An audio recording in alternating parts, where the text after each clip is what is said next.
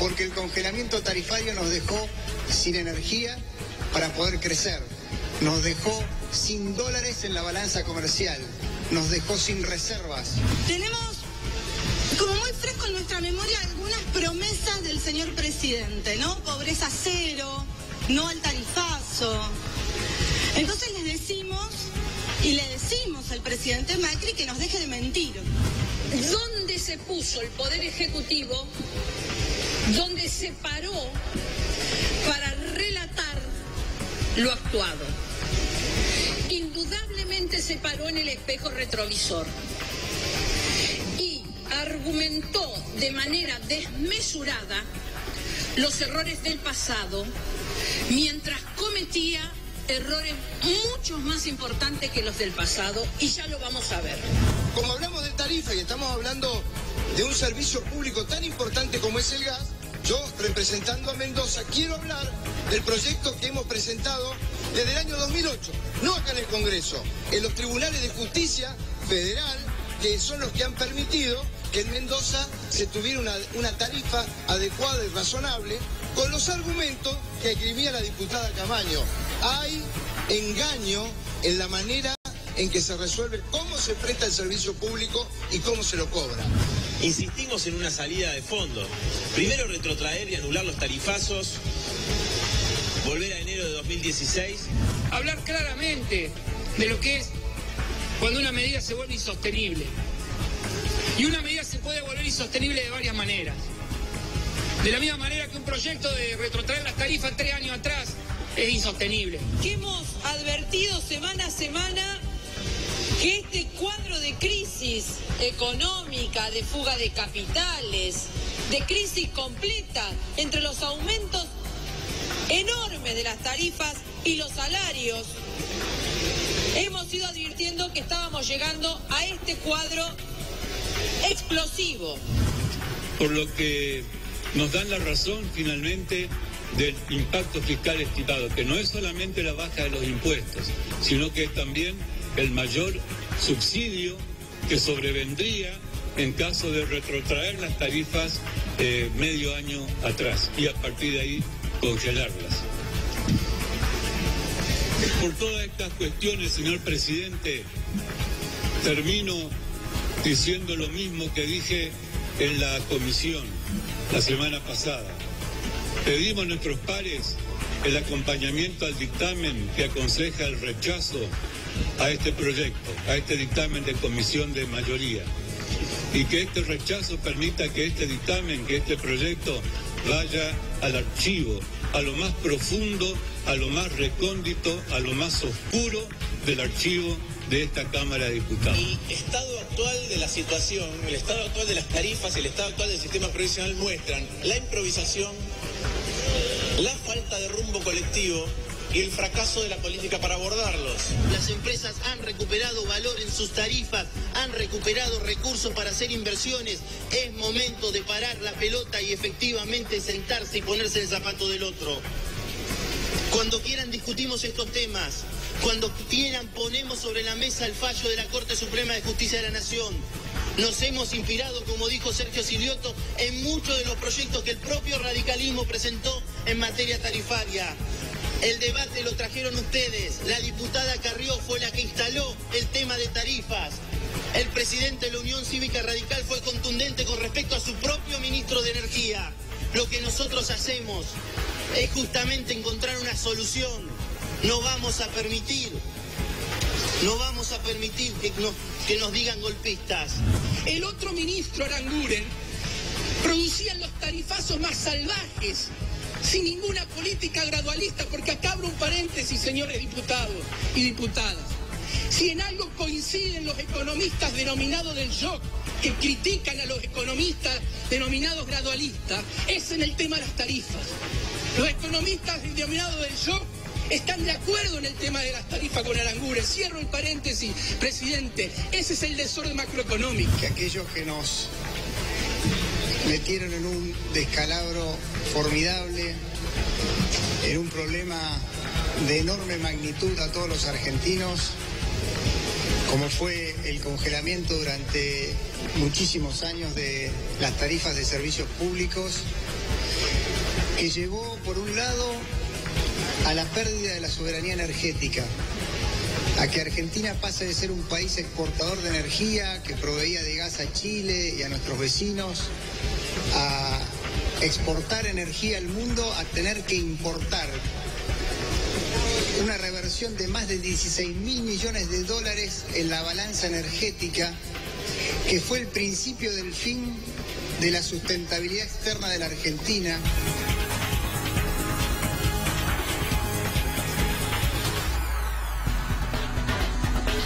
Estamos viendo esto en las inmediaciones del Congreso, la protesta en contra del tarifazo. Más bien ya uno podría decir que esto es a favor de la ley de emergencia tarifaria o del proyecto de ley de emergencia tarifaria que se está discutiendo en la Cámara Baja. Una apostilla del informe. Anote el nombre, anótelo, le doy tiempo para que agarre lapicera, para que agarre papel o para que lo anote en su teléfono.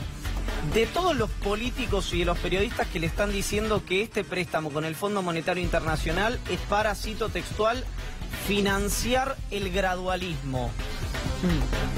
Anótelo porque nada va a caer más lejos del pozo que esa afirmación que murió antes de nacer.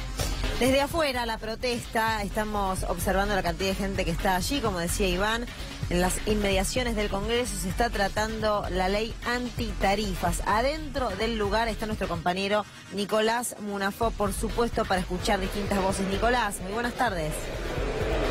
¿Qué tal, Luciana, Iván? Buenas tardes. Aquí dentro del Congreso, en Pasos Perdidos, bueno, se está llevando adelante esta sesión que comenzó a las 12:30. Primeramente se iba a votar alrededor de las 19:30, esa era la intención, pero se ha retrasado un poco.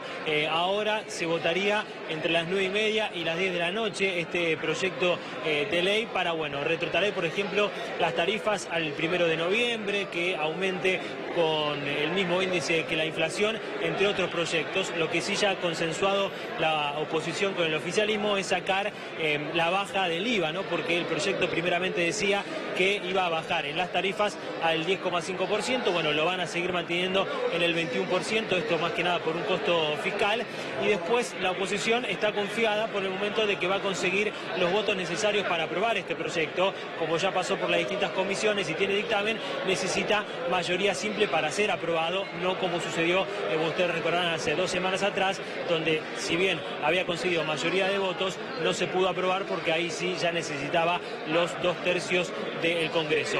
Recién llegó Pablo Moyano por la manifestación, Luciana, que vos mencionabas que hay afuera del Congreso, donde hay muchísima gente. De hecho, para entrar al Congreso es bastante complicado, hay mucha seguridad, también hay mucha policía en los alrededores, no es un día más, no es un día común y por eso se han tomado las medidas pertinentes. Decía que llegó Pablo Moyano y también varios intendentes del conurbano bonaerense, todos peronistas, porque están sufriendo en los mismos municipios problemas con las tarifas que pagan, por ejemplo, en los hospitales municipales o en la propia municipalidad. Por ejemplo, nosotros estamos con Fernando Grey, que me contaba que en el hospital de Esteban Echeverría le viene una factura de agua de 370.000 pesos, ahora le está por venir a luz. En la municipalidad paga más de 200.000 pesos y de hecho tuvieron que abrir en el municipio una oficina para que los vecinos que están sufriendo este tarifazo, sea de luz, de agua o de gas, bueno, puedan presentar, ver si hay alguna solución, ver si se puede hacer algún tipo de apelación, porque los vecinos,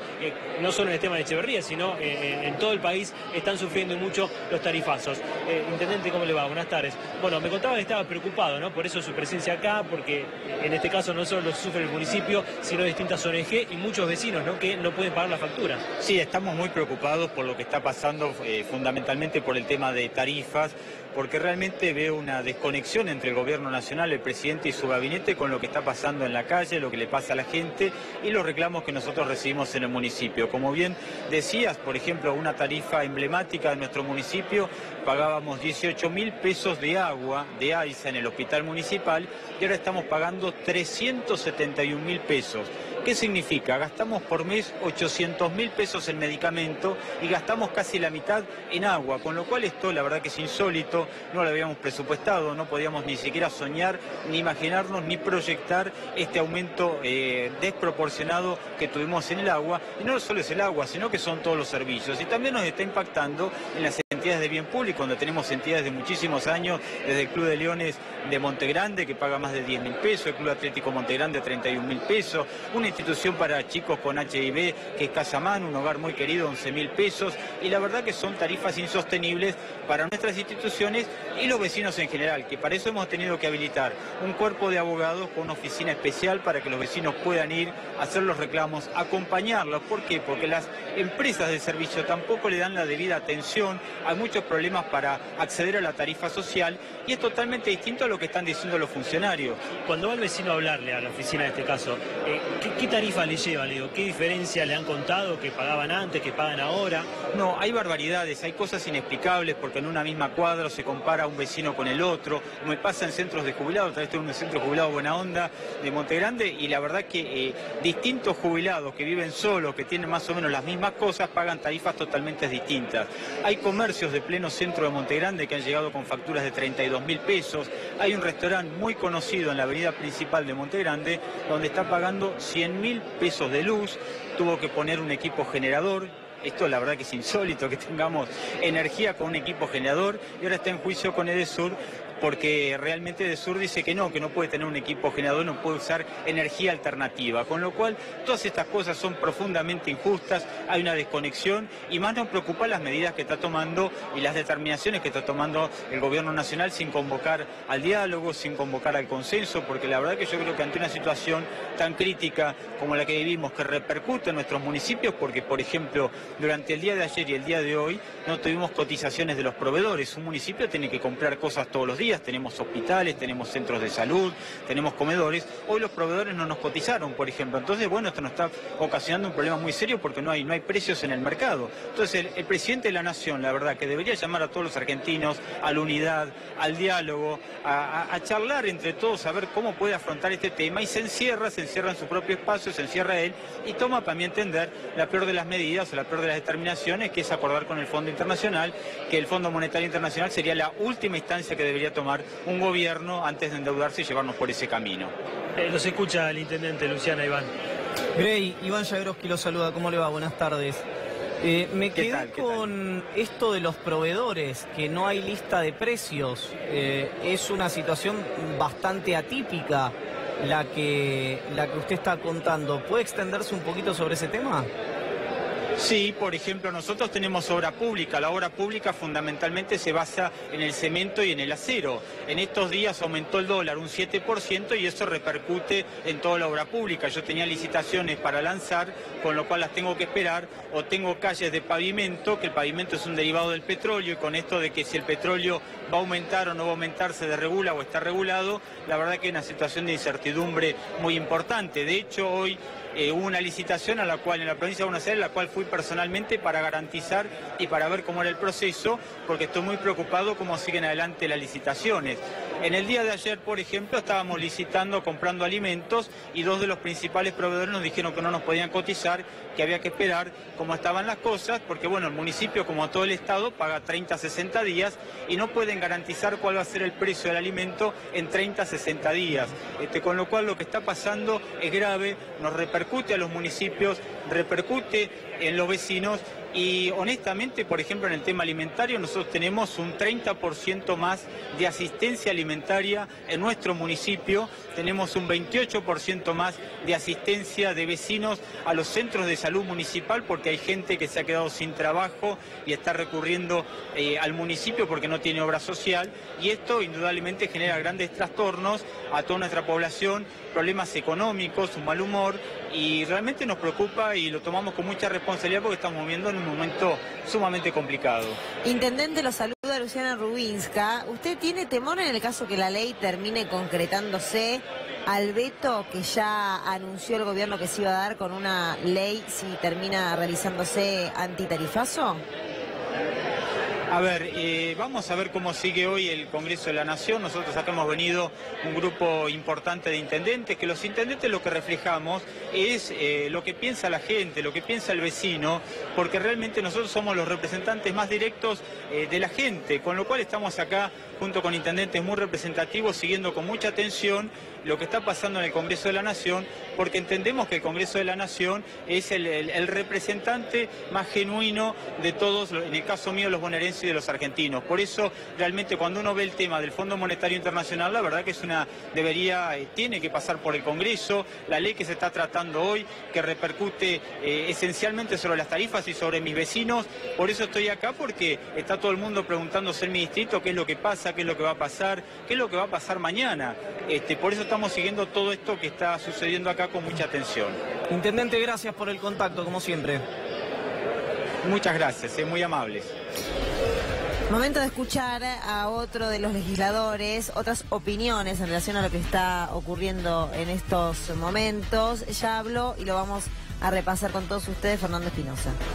La realidad argentina, una vez más, nos está exigiendo a los distintos sectores políticos responsabilidad, sensatez, apertura.